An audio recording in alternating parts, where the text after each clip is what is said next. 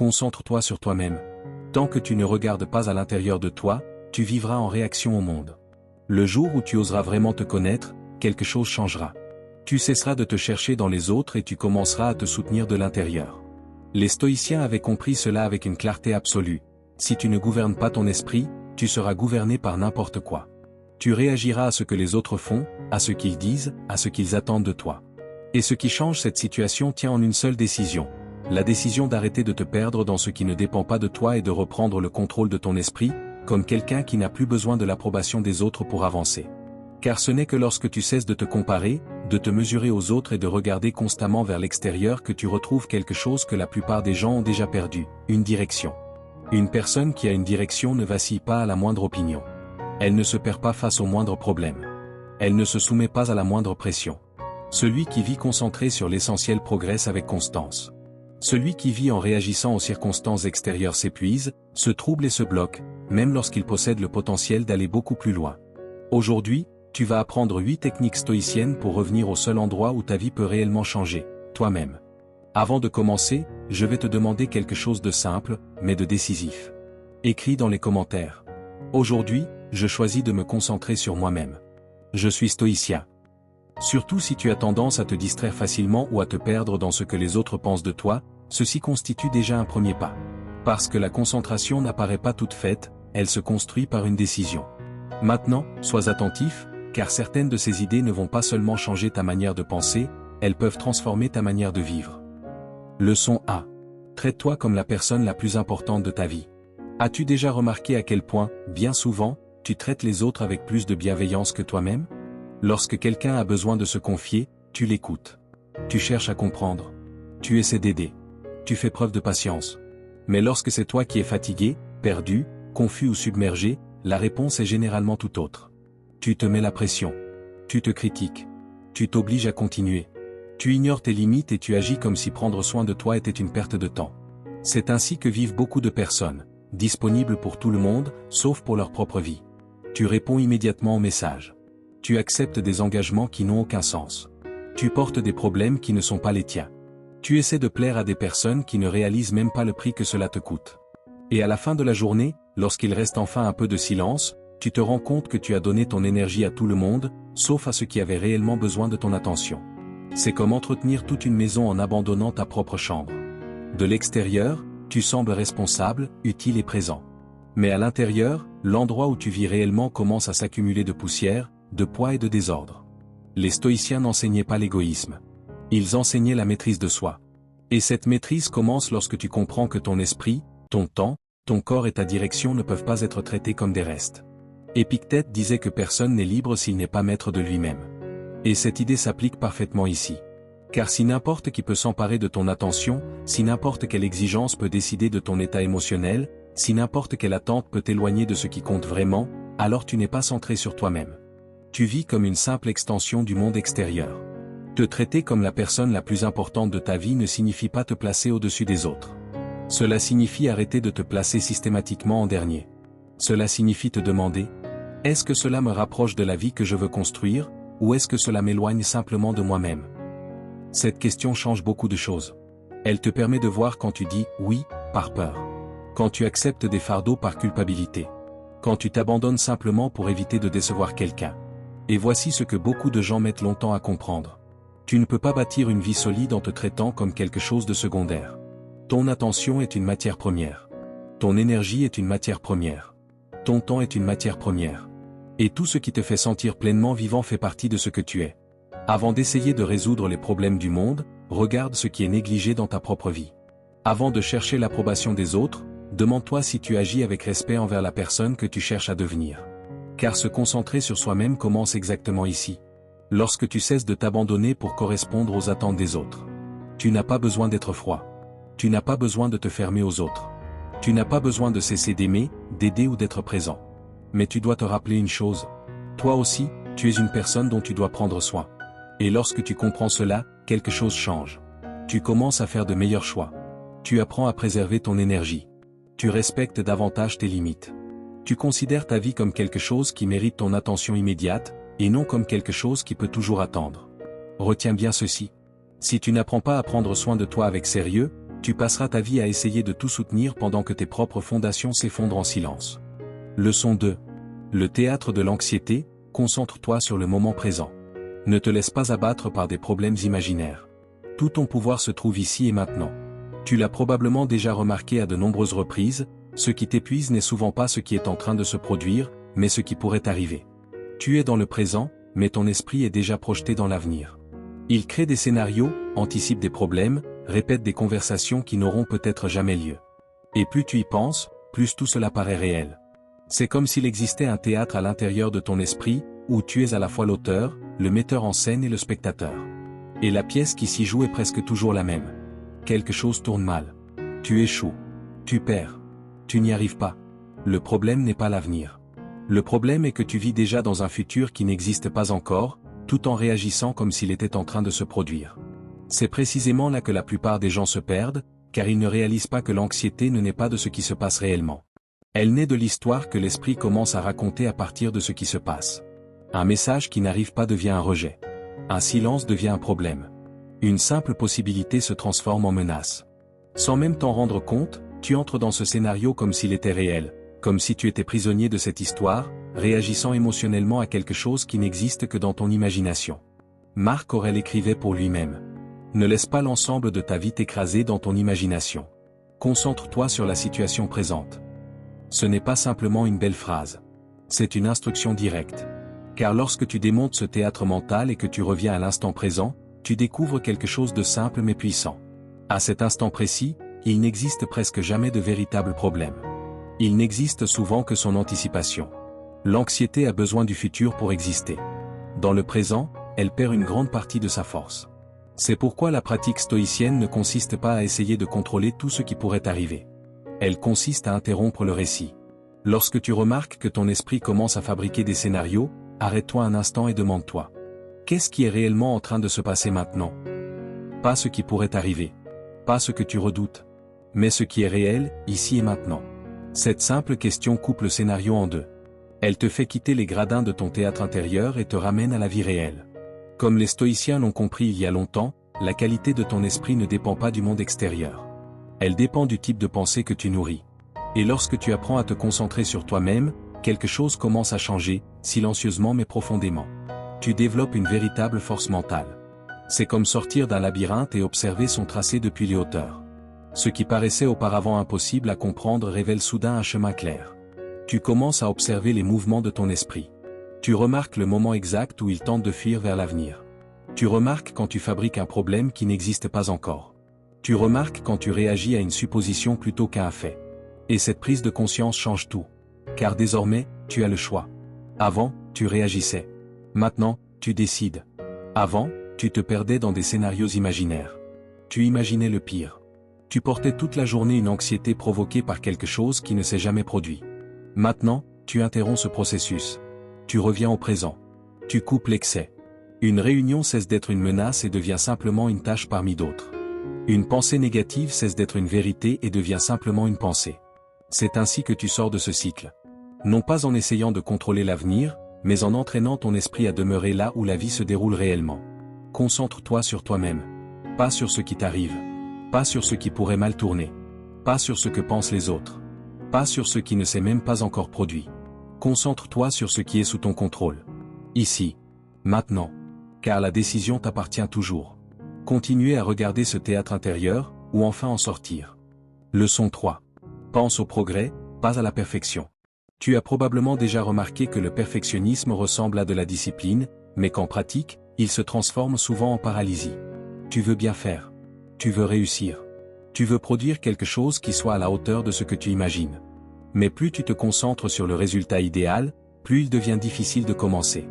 Alors apparaît le schéma le plus courant. Tu repousses. Tu ajustes encore un détail. Tu attends le moment parfait. Tu réorganises tout. Tu planifies. Tu réfléchis encore et encore. Et pourtant, tu ne bouges pas d'un seul pas. C'est l'une des plus grandes illusions, croire que tu te prépares, alors qu'en réalité, tu évites simplement d'agir. Pense à quelque chose de simple. Depuis combien de temps te dis-tu que tu aimerais apprendre une nouvelle langue? Tu commences avec enthousiasme. Tu apprends quelques mots. Tu essaies de parler. Puis tu te trompes dans la prononciation. Alors tu recommences mentalement, encore et encore, en essayant de trouver la phrase parfaite avant même d'ouvrir la bouche. Tu as peur de mal parler.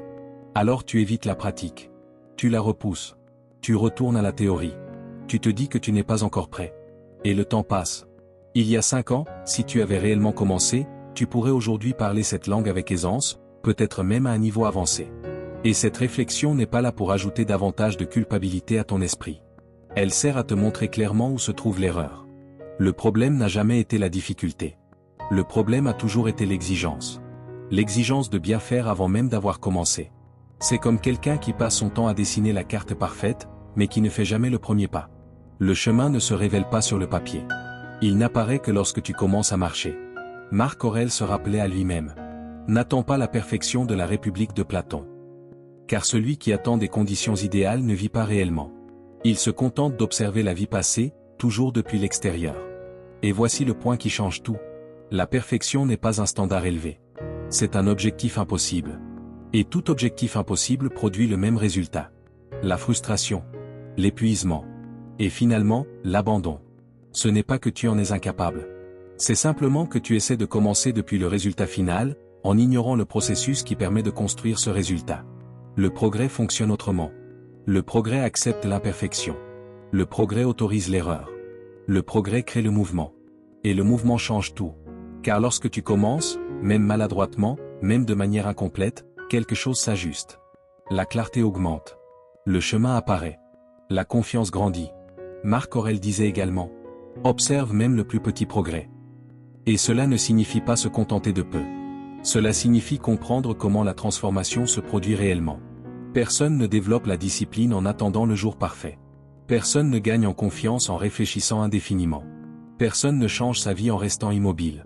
Tu changes en agissant, en ajustant, en te trompant, en corrigeant, en continuant. C'est ainsi que l'on sort du piège du perfectionnisme.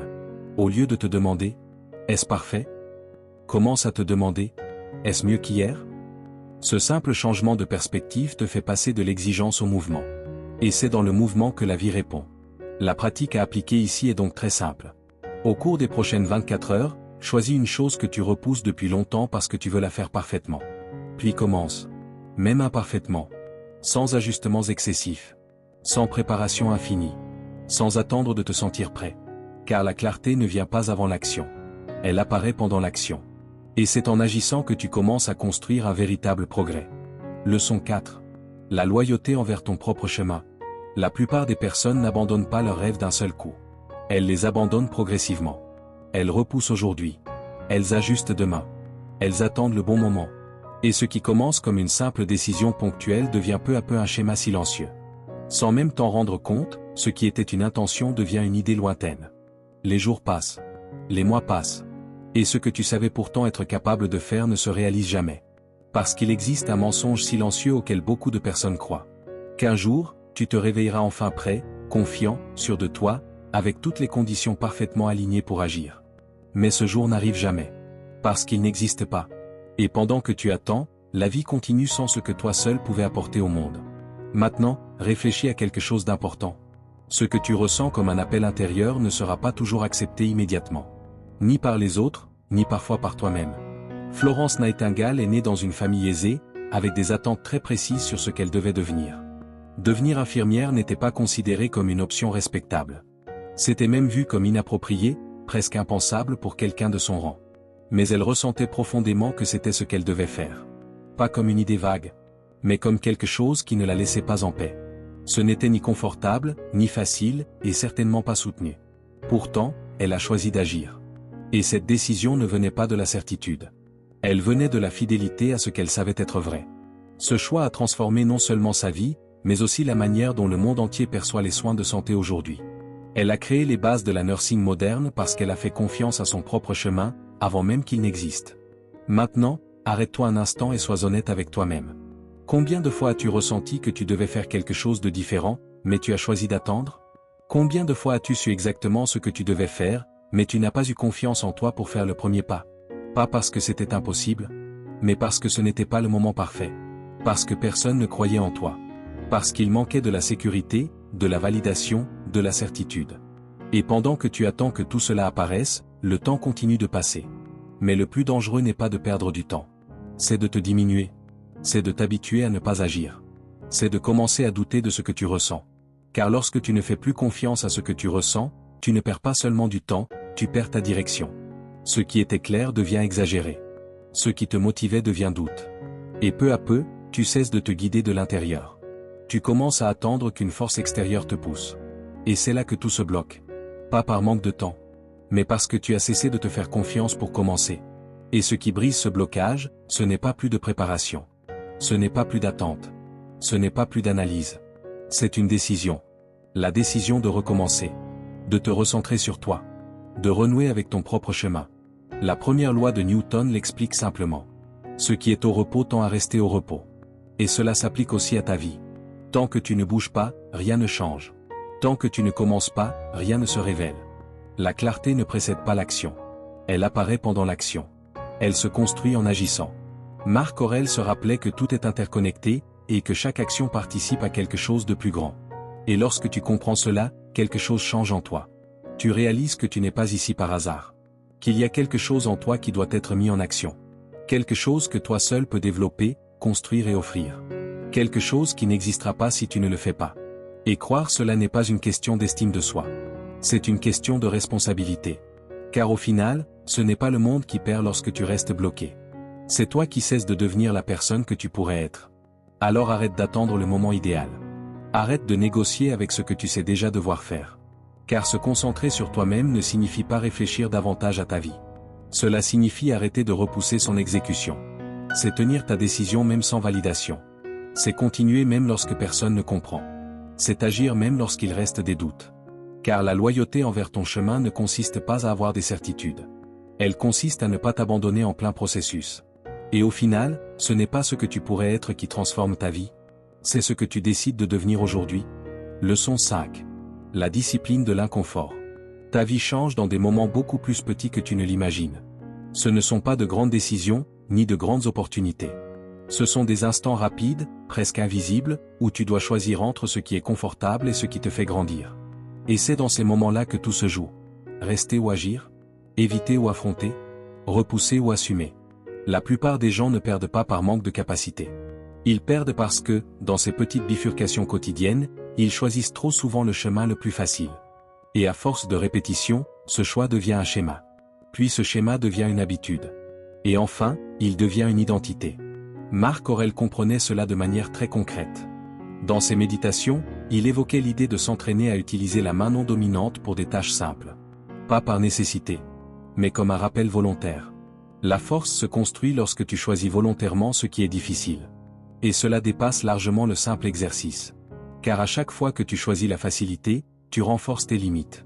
Mais à chaque fois que tu choisis l'inconfort, tu élargis la personne que tu es. Maintenant, pense à une situation réelle. Tu sais que tu devrais davantage t'exprimer au travail. Tu sais que tu devrais prendre la parole. Tu sais que tu devrais participer davantage.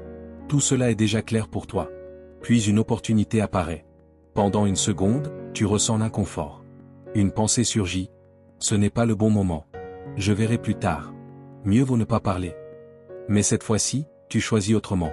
Tu parles, même sans la phrase parfaite. Tu t'exprimes, même sans totale assurance. Tu assumes, même avec l'inconfort. Et à cet instant précis, quelque chose change. Pas parce que le monde autour de toi se transforme immédiatement.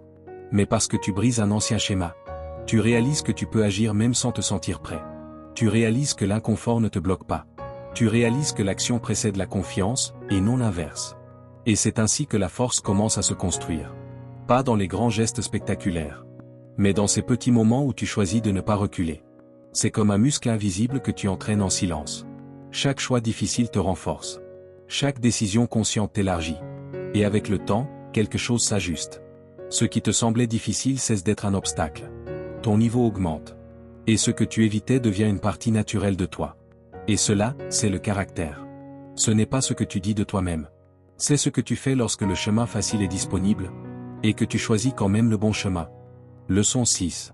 Prends soin de ton corps. C'est ta matière première. Tu essaies d'organiser ta vie, d'améliorer ta concentration, d'être plus discipliné. Mais tu ignores la base de tout cela, ton corps. Car au final, ce n'est pas seulement ton esprit qui décide, mais aussi l'état dans lequel ton corps fonctionne. Pense à ta journée. Tu te réveilles fatigué. Tu passes des heures assis. Tu manges mal. Tu oublies de boire de l'eau. Tu vis avec un corps tendu. Et malgré cela, tu attends de la clarté, de l'énergie et un bon contrôle émotionnel. Mais cela ne fonctionne pas ainsi. C'est comme essayer de faire fonctionner une machine de précision avec des engrenages rouillés. Peu importe tes intentions ou ta volonté de réussir, si la structure est dégradée, elle ne répond pas correctement. C'est précisément dans les actions les plus simples que le contrôle commence à revenir. Pendant ces quelques jours, ce ne sont pas seulement des gestes de santé que tu poses. Ce sont 72 heures où tu brises un schéma de négligence que tu répétais sans même t'en rendre compte. Tu envoies un message clair à toi-même. Je me prends en charge. Et lorsque cela se produit, quelque chose change profondément. Ton énergie revient. Ton esprit s'éclaircit. Tes décisions deviennent plus fermes. Et pour la première fois depuis longtemps, tu ne fais pas seulement des efforts pour t'organiser ou te remettre en priorité. Tu commences réellement à reprendre le contrôle. Leçon 7. Libère-toi de la passion et reste rempli d'amour. À première vue, cela semble contradictoire. Comment peut-on être libre de la passion tout en vivant avec amour? Parce que lorsqu'on parle ici de passion, il ne s'agit pas de ressentir des émotions. Il s'agit d'être dominé par ce que l'on ressent. C'est réagir sans réfléchir. C'est se laisser emporter par la colère, l'impulsion, l'anxiété ou le désir. C'est perdre le contrôle et appeler cela de l'intensité. Marc Aurèle n'était pas un homme froid. Il était empereur, père, époux. Il ressentait, il se souciait, il s'impliquait. Mais il comprenait quelque chose que beaucoup de personnes ignorent. Ressentir n'est pas le problème. Le problème, c'est de ne pas savoir quoi faire avec ce que l'on ressent. C'est pour cela qu'il écrivait sur la maîtrise du tempérament, sur le fait de traverser la douleur, de dissoudre la peur. Non pas pour devenir insensible, mais pour ne pas être contrôlé par les émotions. Maintenant, imagine une situation simple. Quelqu'un dit quelque chose qui te dérange. À cet instant, une envie surgit. Réagir, répondre sur le même ton, prouver ton point. C'est cela, la passion. Mais il existe un petit espace entre le stimulus et la réaction. Et c'est dans cet espace que tout se joue. Tu peux réagir par impulsion, ou choisir quelque chose de plus fort. La fermeté sans agressivité, la clarté sans attaque, le respect même lorsque l'autre ne le donne pas. C'est cela, l'amour au sens stoïcien. Ce n'est pas une émotion légère ou romantisée. C'est un choix conscient. Marc Aurèle disait avoir appris de ses maîtres à ne pas céder à la colère ni aux émotions incontrôlées. À être libre de la passion, tout en restant rempli d'amour. Et cela transforme complètement la manière de vivre. Car lorsque tu n'es plus emporté par tes émotions, tu commences à agir avec direction. Tu ne réagis plus par impulsion. Tu ne te perds plus dans la colère. Tu ne restes plus prisonnier de la peur. Tu choisis. Et choisir te rend plus fort. Ici, l'amour n'est pas une faiblesse. C'est une forme de maîtrise. C'est la capacité de rester calme quand il serait facile d'exploser. D'agir avec équilibre quand tout pousse à l'excès. De rester ferme sans te perdre toi-même. Mais cela ne n'est pas par hasard. Cela se construit lorsque tu commences à observer tes réactions, encore et encore, et à interrompre ce qui est automatique. Alors sois attentif à ceci dans ton quotidien. La prochaine fois qu'une émotion forte apparaît, ne réagis pas immédiatement. Ne fuis pas. Ne réprime pas. Ne explose pas. Attends quelques secondes. Respire. Observe. Puis choisis comment agir. Car ce petit intervalle est ce qui sépare celui qui réagit de celui qui se contrôle. C'est là que tu cesses d'être poussé par tes émotions et que tu commences à te positionner face à elles. La plupart des personnes ne parviennent pas à maîtriser ce qu'elles ressentent. Elles réagissent d'abord, puis tentent de réparer ensuite. Mais se concentrer sur soi commence précisément ici, dans cet entraînement. Et tout se connecte à ce niveau. Quand tu choisis de ne pas réagir à la première émotion, de ne pas céder aux premières impulsions, de ne pas parler au premier pic de colère ou d'anxiété, quelque chose change. Tu cesses de vivre en mode automatique. Et tu commences à vivre avec intention. Tu ressens, mais tu choisis. Et lorsque cela se répète, ce n'est pas seulement ta réaction qui change. C'est la personne que tu deviens. Car au final, ce n'est pas l'émotion qui définit ta vie. C'est la manière dont tu y réponds. Et cette réponse consciente, répétée encore et encore, construit une pensée stable, une présence solide et une vie avec une véritable direction. Leçon 8. La responsabilité absolue. Tu es arrivé jusqu'ici. Tu as déjà compris comment organiser ton esprit, comment agir avec plus de clarté, et comment reprendre davantage de contrôle sur ta vie. Mais il existe une vérité qui doit être dite. C'est la leçon la plus difficile de toutes. Parce que sans elle, aucune des autres ne tient sur la durée. Il existe une différence que presque personne ne voit. Tu peux comprendre tout cela. Tu peux être d'accord. Tu peux même ressentir que tu dois changer. Et pourtant, ne rien faire. Rester exactement au même endroit. Et c'est précisément ici que la plupart des gens se perdent. Car ce n'est pas ce que tu sais qui change ta vie. C'est ce que tu décides de faire avec ce que tu sais. Maintenant, regarde ta vie avec honnêteté. Combien de fois t'es-tu déjà perdu? Combien de fois as-tu attendu? Attendu de te sentir prêt. Attendu une meilleure opportunité. Attendu que quelque chose facilite le chemin. Et sans t'en rendre compte, tu as remis ta vie entre les mains de quelque chose d'extérieur. Comme si le bon moment devait venir de l'extérieur, et non être créé par toi.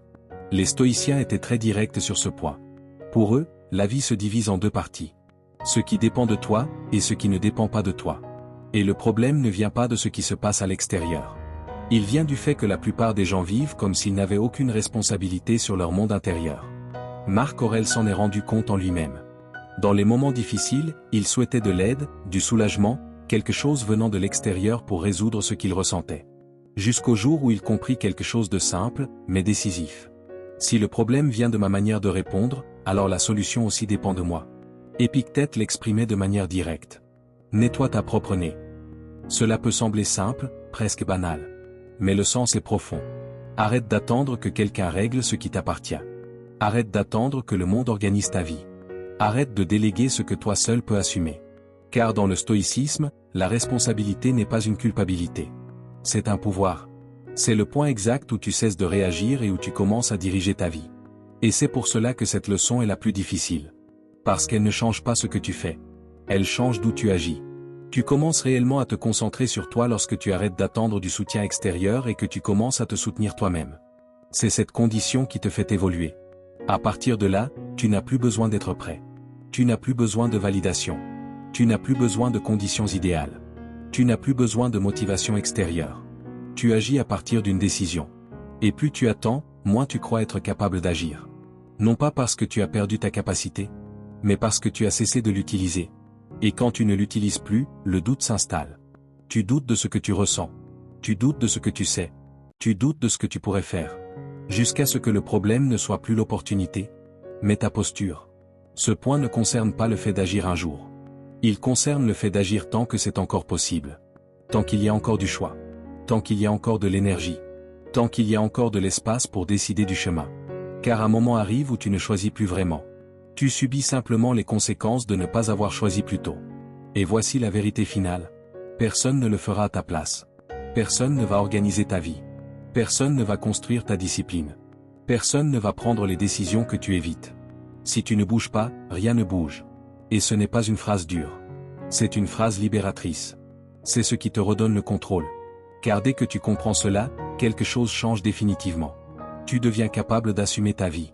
Non pas parce que tu es prêt, mais parce que tu as décidé de l'assumer. Et tout s'aligne enfin. Se concentrer sur soi, ce n'est pas réfléchir davantage à sa vie. C'est arrêter de déléguer la responsabilité de sa vie. Les 8 leçons stoïciennes que tu viens de parcourir sont là pour te ramener à toi-même. Tu as compris que se concentrer sur soi n'est pas de l'égoïsme, mais de la responsabilité. C'est protéger ton esprit avant que le monde ne le dirige. C'est arrêter de vivre dans des scénarios imaginaires. C'est remplacer la perfection par le progrès. C'est honorer ton chemin même sans validation. C'est choisir l'inconfort qui te renforce.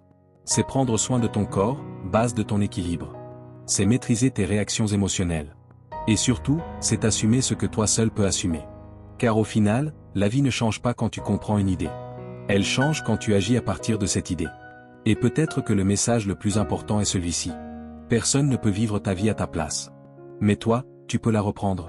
Tu peux revenir au présent. Tu peux commencer imparfaitement. Tu peux agir malgré le doute. Tu peux prendre soin de ton corps. Protéger ton esprit. Maîtriser tes réactions. Soutenir tes décisions. Et arrêter de déléguer la direction de ta vie. Et lorsque tu fais cela, ce n'est pas seulement ta routine qui change. C'est ta posture. Ta présence. Ta manière d'exister dans le monde. Alors si ce message t'a parlé, écris. Aujourd'hui, j'assume ma vie. Car ce n'est pas une motivation passagère. C'est un engagement. Et à partir de maintenant, rappelle-toi. Se concentrer sur soi ne signifie pas s'éloigner de la vie, mais enfin prendre sa place en elle. Partage ces mots avec quelqu'un qui en a aussi besoin. Laisse un like, abonne-toi à la chaîne. Continue d'évoluer, continue d'avancer, continue de prospérer. Merci d'avoir regardé.